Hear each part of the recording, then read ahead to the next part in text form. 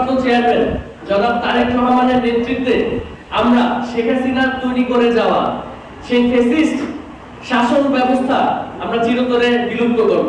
আমাদের নেতা জনাব তারেক রহমানের নেতৃত্বে এই দেশে তরুণদেরকে নেতৃত্বে নিয়ে আসব এবং তরুণদের মাধ্যমে এই দেশের ভবিষ্যৎ পরিবর্তন করব।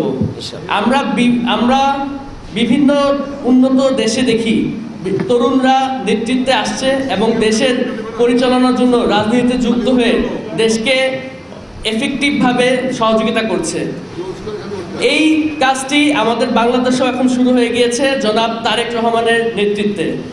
তিনি তরুণ নেতৃত্বকে আস্তে আস্তে সামনের দিকে নিয়ে আসছে এবং কিভাবে তরুণ নেতৃত্বের ধারা বাংলাদেশ রাজনীতিকে পরিবর্তন করা যায় এবং দেশের ভবিষ্যৎ আরো সুন্দর করা যায় তার এই ব্যাপারে বিশাল কর্ম পরিকল্পনা রয়েছে। তিনি যদি তার লক্ষ্যে অটুট থাকতে পারে, তিনি যদি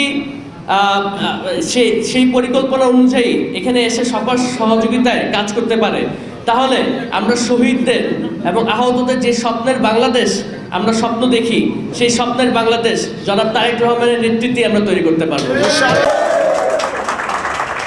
শহীদ প্রেসিডেন্ট জিয়াউর রহমান বাংলাদেশ জাতীয়তাবাদী দলের সম্মানিত প্রতিষ্ঠাতা।